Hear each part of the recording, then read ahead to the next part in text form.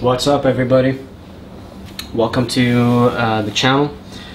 So this is going to be my first video, and what I'm going to be talking about are computers that I've built over the course of the past several years, and you know, the kind of mods that I've been doing, the overclocking, the tweaking on PC hardware, and I'm throwing in a little bit of game reviews and probably some overclocking guides and some modding guides and whatnot. But I think today I'm going to start off the first video of the series with a look at a build that I recently completed for myself. I've been obsessed with, you know, big things come in small packages. I just love that saying. You know, I love ATX. I love ATX builds and ATX machines and full-size desktops, but you know, they've been getting a lot of rep because they take in bad rep because, you know, they've been taking just so much desktop space and whatnot, and it's difficult to to get parts in and out at some point. And it's, you know, if you want to go to a LAN party, you gotta worry about you're taking out big desktops to, you know, and the risk of you know, damages and whatnot. So I've been thinking about doing an ITX build, and I'm waiting for the right time to do it. And I did a lot of research on this, and I finally settled with, you know, a list of parts that I wanted to do. So today what you're looking at is an i5 Z77 build done in a Silvertsone SG05, I believe. And it's done a little bit differently. As you see, you know, there's a big ass fan bulging off from the middle. And you know, the case is pretty good. I really like it. It's a ITX case that comes with its own built power supply. Silverstone has a 450 watt power supply included in this, which is pretty good. I mean, it can drive the components that I put, which I'll get to on a separate note. But it's really good. I really like it. The connectivity on it is really good. So you know, usually when you think about, you know, hardware vendors who bundle the power supplies with their cases are pretty cheap, but I found it in this case to be excellent. Silverstone has a great, you know, history of making quality parts and products, and I like that. What I've done here basically is I've done a little mod. I've taken out the fan filter, that's this one, the mesh that you're seeing that's mounted here.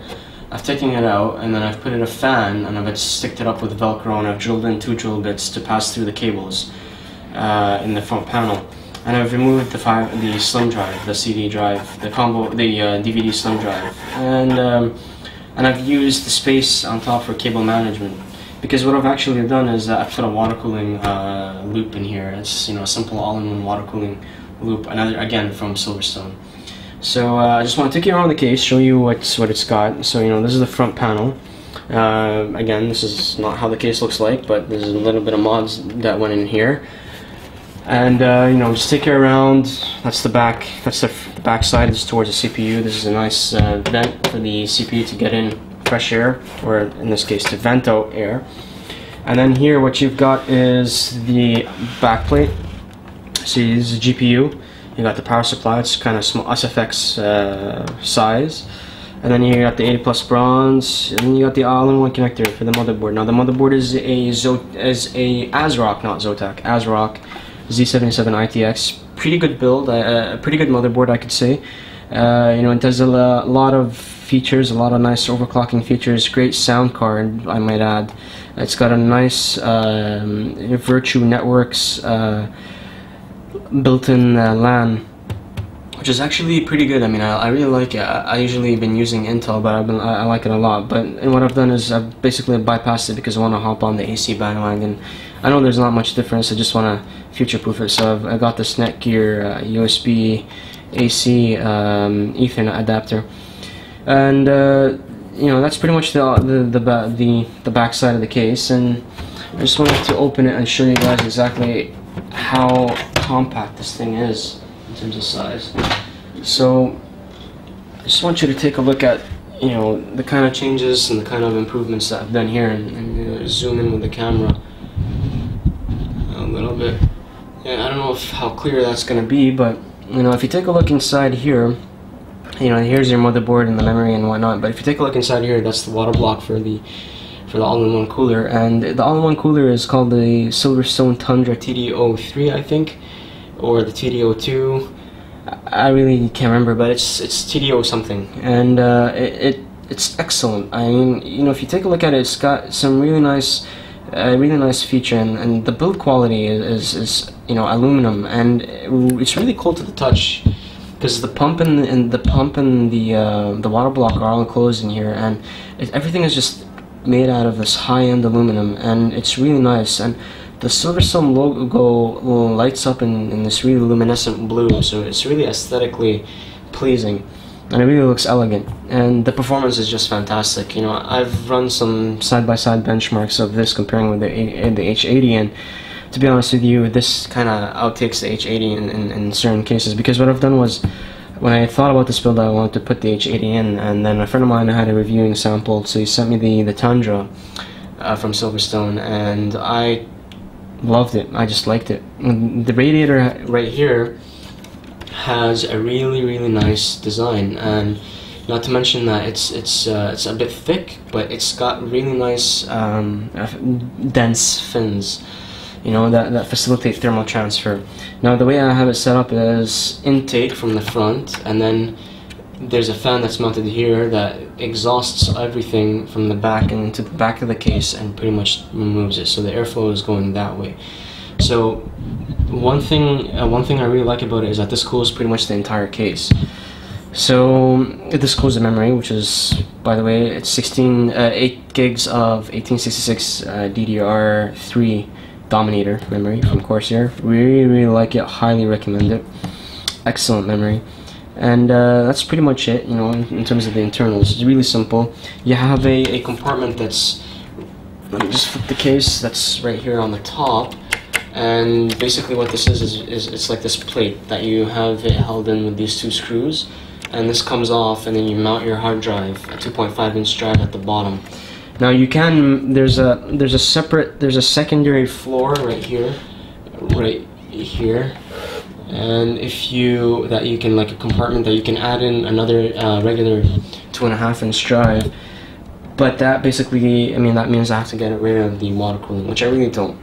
Now, why did I do this? Because I just wanted to get better temps. You know, I was thinking about overclocking this, but I'm a little bit worried in terms of the power supply and how much it can handle, because I am running a fair bit amount of you know, high-end components in this.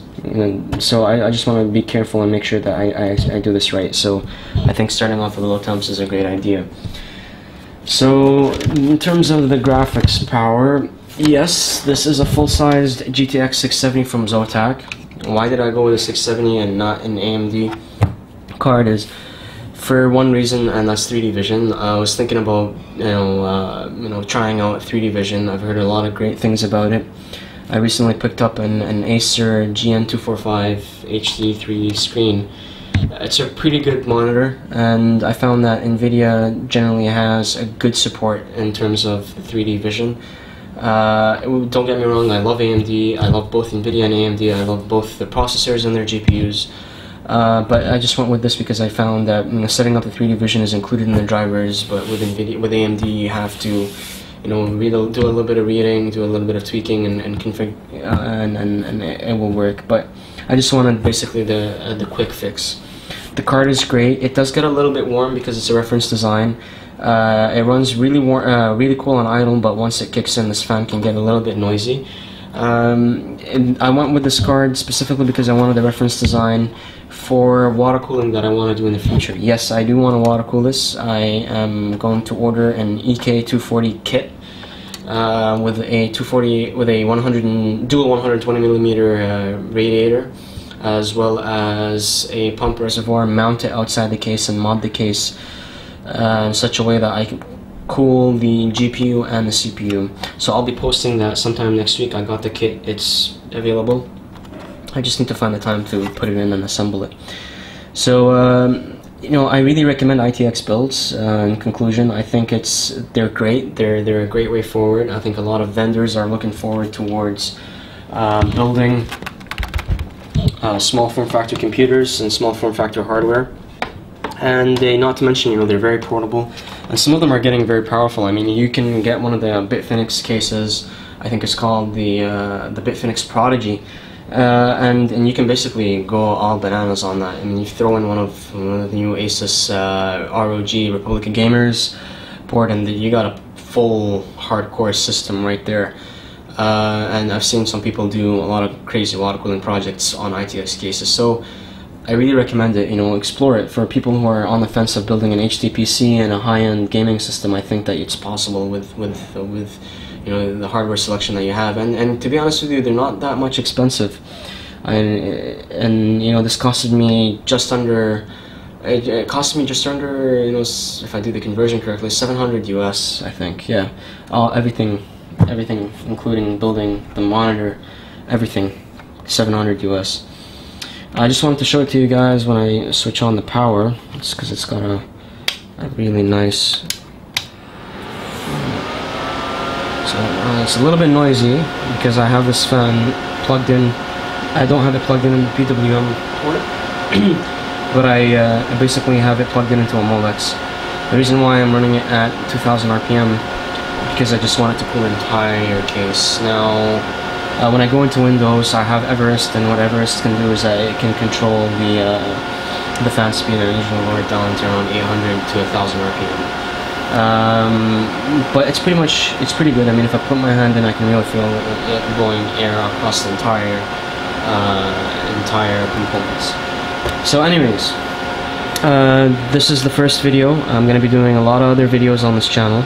I am based in Dubai, so if anybody's interested in you know, getting opinions on building PCs or helping me build PCs or helping them build PCs, I can do that. I have no issues with that. This is what I love to do, and I want to share it with the rest of the community in Dubai and in the Middle East, and you know, throughout the entire world. And you know, I look forward to posting more videos on YouTube. Comment, like. Your feedback is very important. You can like, subscribe, do whatever you want. But most importantly, the feedback is really important. Let me know if this video was clear for you guys, and I just wanted to thank you for taking the time to check